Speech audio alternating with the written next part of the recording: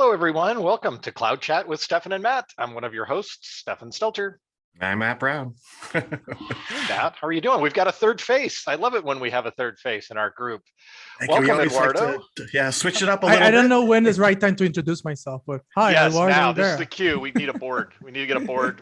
And scene.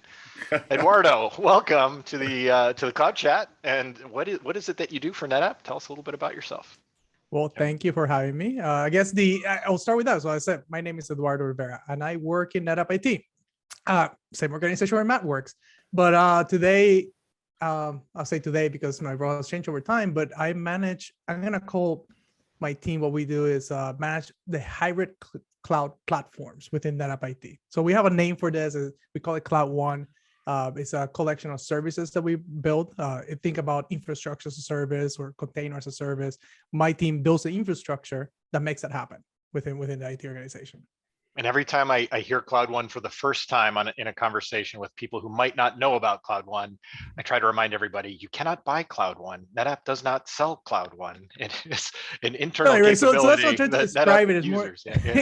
It's more of a CloudOne is, I'll say an internal type of marketing umbrella term that we use to describe all the services. So I also say it's more about it's hybrid cloud platforms that we build to make IT infrastructure easy to consume and fast to deploy. And one of my favorite things about it is the amount of automation that you all use to make this work, right? It's not like, I guess, how many customers internal at NetApp IT do you have that could use CloudOne, and how many people do you have on your team to service those customers? I'm just curious about numbers. So that's a good question. So when I think about the customers that we have, or think about the application developer teams, or you can think about it in terms of applications, and depending how you count, I'll say the number of applications, internal applications that are supported are somewhere in the order of 400 applications, give or take. Not all of them are using CloudOne today, but we can talk a little bit about how that looks in a roadmap. But let's say that we have 400 applications, and within that, our infrastructure team is composed of like maybe 40 something people, maybe 42 people, if I'm counting correctly. But again, we do a lot of things. So when we talk about CloudOne, we're doing the automation, as you mentioned, to instantiate simple things as virtual machines automatically, but also complex things like full stacks of applications running on containers, on Kubernetes, whether that is on premises or in the public cloud. And when we go to the public cloud, we also have to maintain the presence in Azure or AWS or wherever we're going. So it's a lot of things that we manage behind the scenes to provide this infrastructure for those applications. And as applications get more modernized and they get either refactored or new things come in, we've been pushing them, I'll say, towards the hybrid cloud platforms that we support. So leading the NetApp and NetApp program, the NetApp IT automation story is one of the most popular stories because NetApp IT is mature in two places. Operations, we're really efficient at operations, and automation. We share our stories, and many customers want what we have. So Eduardo leads that team. It's a great experience to be able to share with customers, and really looking forward to talking with you today, Eduardo. That's good stuff. And you mentioned hybrid cloud in there. And of course, for some reason, I went right to numbers and how many people and how many applications and fun. So I appreciate that detail. But I think you clarified as part of that conversation what hybrid cloud means to NetApp IT, and maybe go into a little bit more detail. I think some people think of hybrid cloud means more than one hyperscaler, right?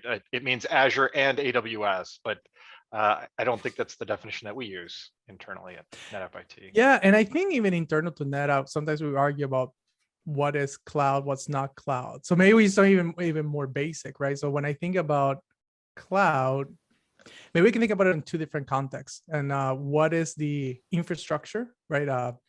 And what does the application look like? So from an application perspective, I'll say a cloud native application or a cloud adjacent application looks like, decentralized type of service, maybe multiple containers. It can has components that are micro segmented. That to me seems like a cloud native application. And cloud adjacent, maybe it's not using containers, we're using all the services that are in the cloud and taking advantage of some of the the tools and technologies that AWS, Google, Azure provide. But then when you look at about the infrastructure, right? I will argue that we have an internal cloud and the public available cloud. And within CloudOne, we have exposed both of those landscapes for applications to consume. When we talk about internally, we're sort of recreating what I just described. We have container orchestration, we have automation, we have virtual machines as a service, if you will, right? You go through a catalog, click here, and just get it back. And the experience that those developers have when they consume resources internally is the same experience they'll have when they go and consume resources in the public cloud within our environment. So from a cloud point of view, I think we can talk about private cloud, public cloud, but the experience that the developer receives should be consistent, and it should be a sort of cloud-like experience. And the hybrid cloud term to me describes all those things together. It's how do you deploy things on premises, on a public cloud like AWS, but also GCP and Azure and everything in between. It's very helpful. I think that cloud native, the idea of cloud native being something you can run on premises, and cloud native being something more about the way that you're running it and not where you are running it. That's interesting. If I heard you correctly, it's an interesting. Yeah, no, I think that, again, this is, I should caveat all this. This is my opinion, what we're seeing on the internal NetApp IT, what we have done and the way I see it. And I said, even within our own walls, we have some disagreements. But if you think about cloud native, I think what it comes to mind is you have an application that is loosely coupled to its own services, that it can be resilient to infrastructure being there or not, right? Because that's kind of what the assumption you do when you go to the cloud, things can go away, and that it can scale easily, right? By deploying more either containers or virtual machines or whatnot. And all those properties, right, dictate a particular application architecture, as opposed to, let's say, what we saw, or what we still have it, right, like 15, 20 years ago, which is a very monolithic architecture. We had like this one big database, this one big middleware server, and this one application server, and perhaps some web server on top of that.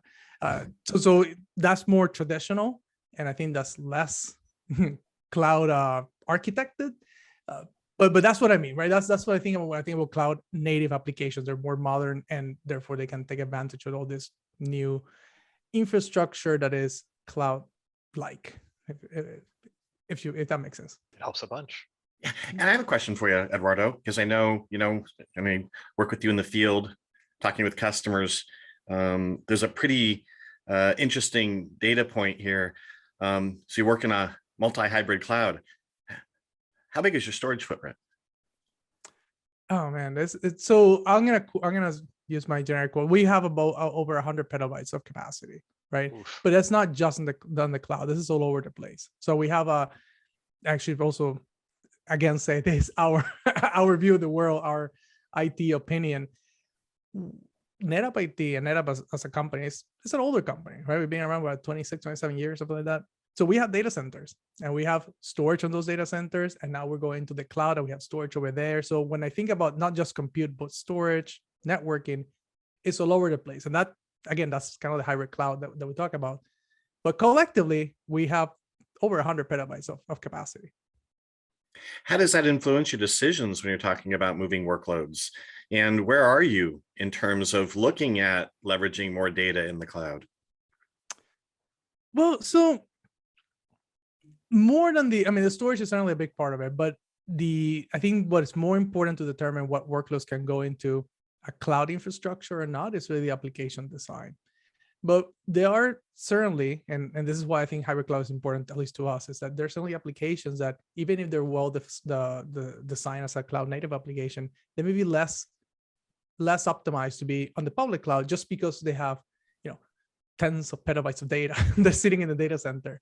And to move that, maybe it's not impossible. And we certainly have the tools to do so, but we may be there might be an advantage, sometimes a cost advantage, to just hold it in our own data centers and have that cloud-like infrastructure that mimics the cloud, but and provides all those services, but it's near our, I'll say, more traditional storage deployments that we have on premises. But with that said, when we go to the cloud today, public cloud, I should say, we are using FSx Anta, we're using CVS, CVO, and we've actually gone through all the different NetApp offerings out there because there's different use cases for them. So that it's not I guess I want to say it's not an impediment in terms of technology. We can put it anywhere, and the decision of whether it goes on premise or on the cloud as it relates to storage could be it can be an influencing factor. Right? It could be a matter of gravity, right? How much of that sits on premises, and therefore we want to keep it close to that.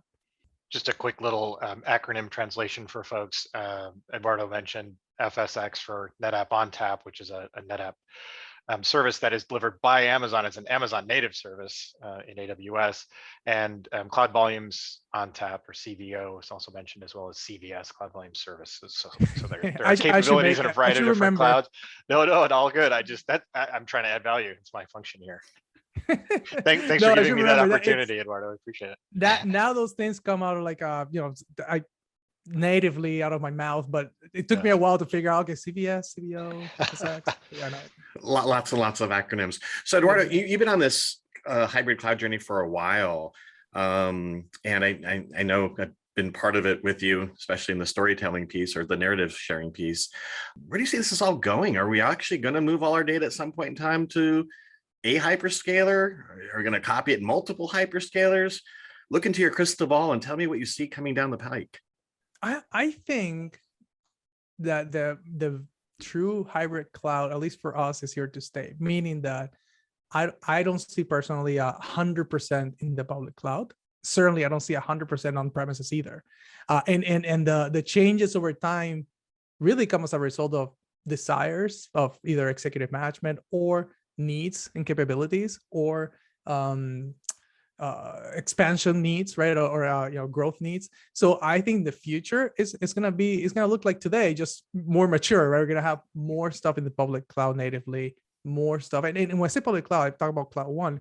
We're also leveraging SaaS solutions, right, like software as a service, right? So that stuff is gonna continue to exist, and I think at least for larger enterprises that have big data centers already invested, like we do, will probably exist in that duality of the world, where we have stuff on premises, stuff on the cloud, and we're gonna keep choosing what is best optimized based either on cost or technology.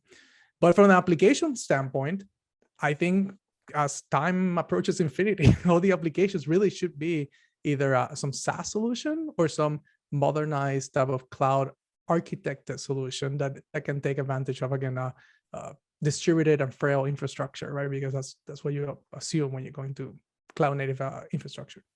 I like that expression, distributed frail. Right. So let me explain. Right. So I'll give you an example using some NetApp technology. So if I go into AWS today, one of the things that we have in the AWS is Spot, right? So Spot, and I'll try to briefly explain it for people that don't know what Spot is. So in AWS, you can buy what you call a Spot instance. That's an AWS term.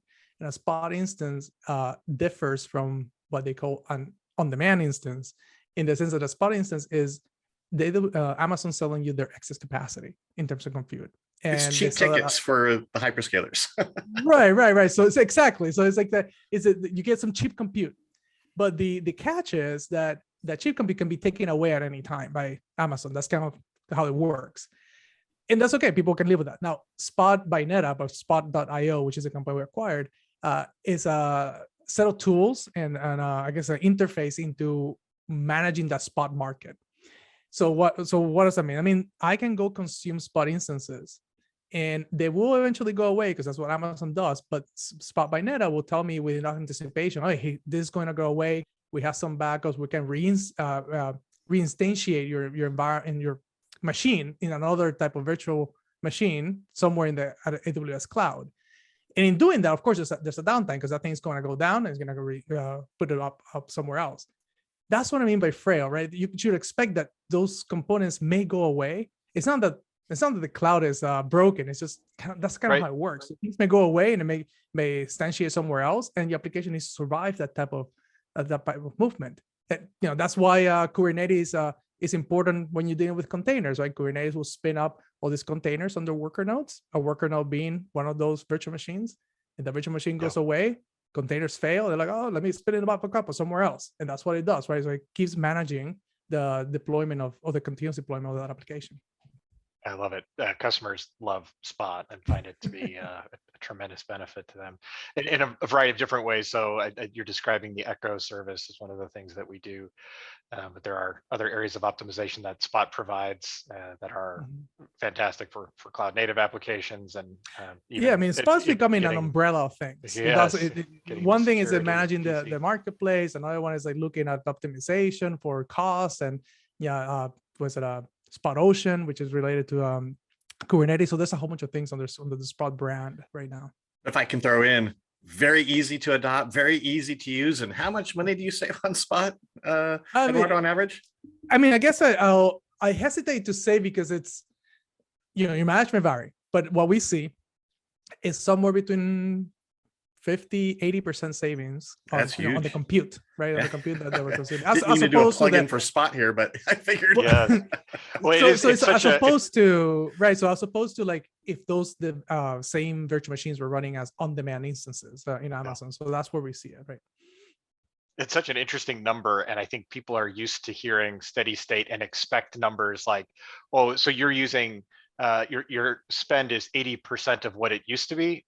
No, our savings, we're saving 80% of our costs. We're only spending 20% of what we used to spend for that capability. For that specific service. It's hard for people to hear that, especially when they're talking about something that starts to feel mature. They're like, there's no way that you can get that kind of savings. And Eduardo is not in sales. Eduardo is an IT practitioner and manages a team of people who do that. So this is, it's great. Yeah, and I'll say it's certainly super exciting, right? I had a previous manager who say Spot makes the cloud cost possible, right? Because it is expensive to go to the public cloud, right? Again, management vary, depends how you architect your application. But if you let's take that monolith example I gave earlier, you lift and shift it and put it into a running VM on the cloud. No matter, I keep saying AWS, but it could be AWS, Azure, GCP, any one of those clouds, and you just let it run forever.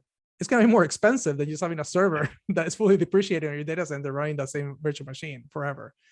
So having the Spot product and management suite really makes that cost possible for us to deploy more stuff into the public cloud.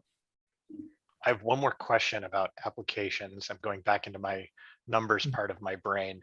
A couple of things that you mentioned. So Monolithic, we would talk about an application in the monolithic sense, and maybe it has a presentation layer, maybe it has a database in the back end, and it's got some hooks and some business logic layers in the application. And as we start thinking about cloud native and microservices, so instead of thinking about, maybe it's a dozen servers supporting a monolithic application, things as they get containerized or become microservices based or serverless in some of the calls that they make, I wonder, how do you gauge the complexity of the application? When you say 400 applications, I would imagine that not all applications are equal. There might be one application that is only one server, and the whole application stack is handled just by that one server because it supports 10 users who need to do something very specific. And then there's another monolithic application that might be a dozen servers or 24 servers handling various layers as I described. And then maybe there's a cloud approach application that what does that look like, and how do you compare them in terms of level of effort? When you think about 40 people and 400 applications, does everybody just get 10 applications, or how do you measure and compare these traditional ideas around applications versus some of the newer approaches? That's your closing question, Stephan? I know, how about it? And there's a lot in that parts. question. There's 75 subparts. They're still coming. Oh, kidding. I tried to think about what to answer that. So let's talk about the complexity of the app. You're right. I say 400, and I just came out of a meeting. Somebody was saying 700. It's really more in the 400 range, right? But it also depends how you classify what's an application. And the reality is, out of the 400, maybe, I don't know, maybe 50 are like really, large and really, they're all important, but like 50 are very important, and like 10 are like critically important, right? So I'm thinking that you have, for instance, like super important applications will be like your ERP system, right? Or your business intelligence systems, or in our case, our quoting environment, right? Those are all applications that we support. And those tend to be the larger, more, I'll be honest, more monolithic, because they tend to be older, and there's things that we that we carry for a very long time. but they also tend to be very complex, right? Because we will have, it's not just one database, maybe like 5 different databases all have their own sort of monolithic construction, and then out of that we have I don't know, 5-10 copies of each one, and now you have many servers on top of that serving as either database servers or application servers or middleware. So it becomes very complicated even if you don't go into the more modernized stacks. So to answer your question, not every application is super complicated, right? A lot of the littler ones, maybe just one VM, and that may be a good candidate for maybe lift and shift, right? Yeah. These ones that are much larger and much heavier footprint, I think is the ones that we probably want to spend the most time to either modernize or exchange for maybe a SaaS solution, right? Right. I'll give you an example of a complexity to less complex, and this is going fully SaaS. So at one point in the past, we used to manage our own Exchange environment for email, right? So we have Exchange and SharePoint servers and all this kind of stuff. And today, at least in NetApp IT, we've relegated all that stuff to Microsoft 365, Office 365. So we greatly reduce our physical footprint and storage in many cases because we just put it out in a SaaS solution. Now that's a SaaS solution, right? But the same can be said about applications that are still within, I'll say, our not a third party, but we're managing in a public cloud or private cloud. And things that fall off in terms of complexity when you do that, if you have a truly cloud native application, well, then maybe you worry less about, I need to have another copy for DR, or I need to have another copy for back or whatnot, because you build already resilient applications that are sort of resistant to failures of the infrastructure. And you have some backups, but maybe you don't need to have like 3 or 4 different copies of that same environment, which reduces the complexity itself. And then when it comes down to development, test, production, I think those environments also reduce in quantity because you have less moving parts or less infrastructure that you're forced to deploy to test all the different iterations of how this server works versus that server versus this other backend infrastructure. So I didn't answer all your 24 sub questions, but the fact You did a damn good job. Right, a You little did. bit of that 400 is very complex and big. And I think as you go to the cloud, you can make it less complex, but in some cases, it may be more complex. It depends on the approach that the developer takes, right? Thank you for tolerating my multi-part question. That was a Appreciate it, great Eduardo. question. It was a great answer. I like the answer very much. Eduardo, thanks so much for joining us. I'd like to reserve the right to invite you back to share more insights from definitely. things that are going on in your world. Thanks everybody for joining us and listening to Cloud Chat with Stephan and Matt. If you enjoyed this episode, please like, subscribe, sign up for alerts, do all the other fun things that you can do to be advised when a new episode comes out. We'd love your comments as well. Comments. So if Give us some comments. If you are Only watching Eduardo this on back. YouTube, Tell us you want him back. Yes, exactly. It's very much appreciate your time and attention today and look forward to the next one. Thanks everybody. Thank you.